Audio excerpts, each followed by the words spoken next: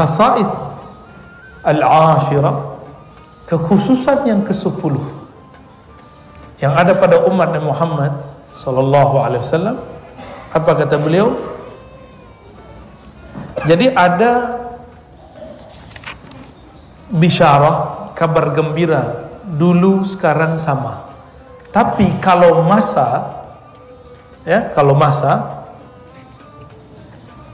ada dua riwayat yang berbeda, tapi itu kita bisa komparasi. Yang pertama, khairul qurun qarni. Dan maka Sidi Syekh Muhammad Alawi Al-Maliki mengatakan, sabatat bil ittifaq afdaliyatu asrihi sallallahu alaihi wasallam. Sungguh telah disepakati bahwa masa yang paling cemerlang itu masa baginda Nabi Muhammad sallallahu alaihi wasallam. Nabi mengatakan, khairul qurun qarni. Sebaik-baik masa, qurun itu 100 tahun. Itu masaku. Itu 100 tahun dari aku hidup.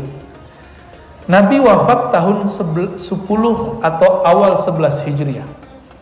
Maka dari tahun beliau wafat sampai tahun 111. Sampai tahun 111. Itulah akhir daripada masa cahaya pertama. Lalu Nabi mengatakan, tsummal ladzina yalunahum, lalu masa setelahnya. Tsummal ladzina yalunahum, lalu masa setelahnya. Berapa kali? 3 kali. Ini yang disebut salafus saleh. Salafus. Jadi salaf itu dulu, bukan sekarang. Ya, dakwah salaf dulu. Kalau sekarang bukan dakwah salaf namanya, dakwah salafi. Jangan salah membuat istilah. Salaf dulu. Menyebut dakwah kita sekarang dakwah salaf itu kebohongan terhadap Rasulullah, kebohongan terhadap sahabat Rasulullah, para sahabat, tabi'in, tabi'ut tabi'in. Cukup katakan dakwah kami ingin ikut salaf, kita sebut salafi, boleh, gak masalah. Jadi kurang ya nisbat salafi, itu ada ya nisbat di belakang, itu bermasalah. Ya, bermasalah itu. Dan yang perlu kita ketahui, kita ulang-ulang, salaf itu bukan satu aliran. Saya mau tanya, Abu Hanifah salaf bukan? Abu Hanifah wafat 150, masih salaf? Imam Malik 179, masih salaf? Syafi'i 204, masih salaf? Ahmad bin Hanbali 241, masih salaf? Bukhari 256, masih salaf? Muslim 261, masih salaf semua. Dan mereka semuanya beda. Mereka semuanya beda. Berarti salah satu warisan salafus saleh adalah berikhtilaf tidak membuat mereka saling benci membenci.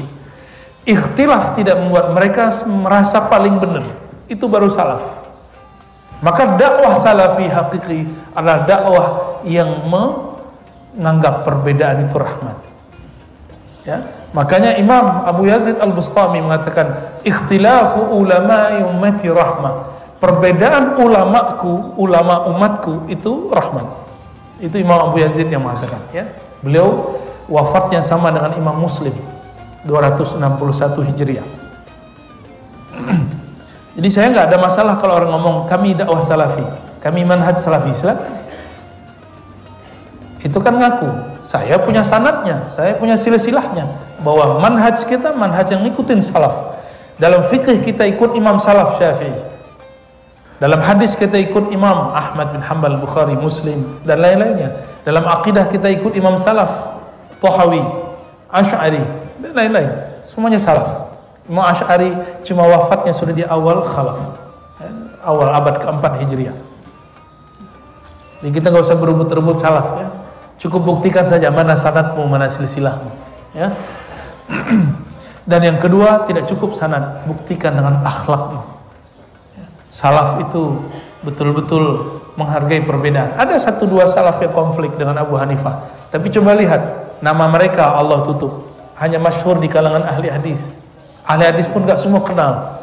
Allah masyhurkan Abu Hanifah yang digunjingkan di waktu hidupnya, ya. Saya sering menyebutkan ini, saya ulang di sini.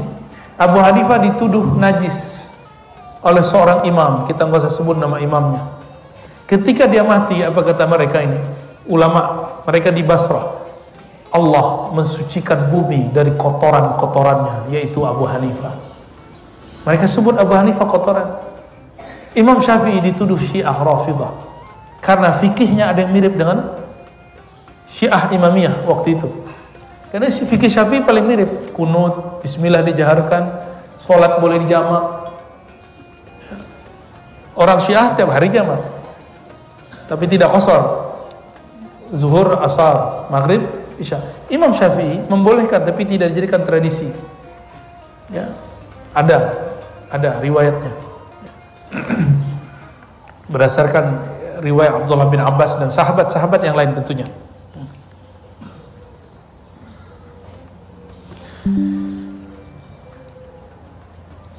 Qala al-ulama al-maqsud bidzalika 'asr as-sahabah wa muddatuhum min al-bi'tsah 120 sana aw dunaha biqalil aw faqa bi kulli al-khilaf fi wafati akhir as-sahabah mautan Abi Tufail, ya. Nah, sahabat terakhir yang meninggal 121. 121 itu ternyata kalau versi beliau dihitungnya 121 bukan 111. Kalau saya tadi nyebutin berapa?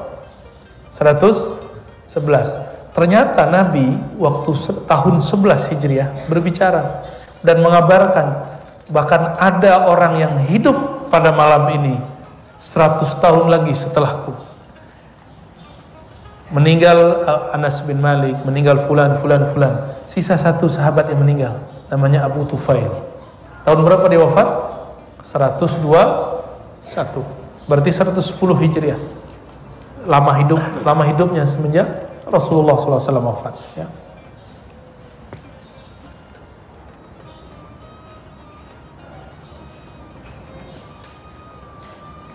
Berapa jumlah sahabat Nabi? 124.000. Tapi yang terekam namanya hanya antara 12 sampai 15.000. Yang meriwayatkan hadis dari Nabi tidak sampai 1.000. Yang jadi mujtahid tidak sampai 100. Lah kok sekarang ada orang berani langsung kepada kitab dan sunnah? Itu mujtahid namanya, Pak. Jadi yang boleh langsung mengakses kepada Al-Quran dan sunnah dalam hukum itu cuma ulama mujtahid, bukan semua ulama. Ulama ada yang taklid, dia nggak sanggup langsung ke Quran dan sunnah. Kok ada orang baru hijrah 3 bulan mengatakan nggak usah ikut imam, langsung saja kepada Al-Quran dan sunnah? Itu konyol namanya, ya, kekonyolan yang diilmiahkan, ya. Manhaj al-konyoliyah, al-ilmiyah. Bagi saya itu kekonyolan. Kenapa? Selevel Imam Bukhari yang dielu-elukan oleh kelompok yang mengatakan kembali kepada Quran dan Sunnah, itu berguru tidak langsung kepada Allah dan Rasul, bergurunya kepada imam-imam. Gurunya hampir 2.000. Abu Hanifah gurunya 4.000. Ada yang tuh punya guru 4.000. Oh, sebanyak 100 dia punya, nggak guru 100. Di YouTube kali ada ya. Nonton 100 kali YouTube itu. Ya, ini beneran. Imam Bukhari datang. Coba betapa malasnya umat akhir zaman. Imam Bukhari dulu ngambil satu hadis innamal amalu binniyat, dia berangkat dari Uzbek ke Mekah, bukan pakai pesawat, bukan pakai bus. Umat akhir zaman sudah punya mobil, punya motor, ada Grab, ada Gojek, ada segala macam, ada kereta, ada MRT, tapi masih sulit untuk mengambil 1-2 hadis satu kitab daripada ulama. Ya, meninggal baru nangis. Ya Allah, meninggal, ya Allah, saya dulu pengen ngaji kepada beliau. Ya. Rasain, ya.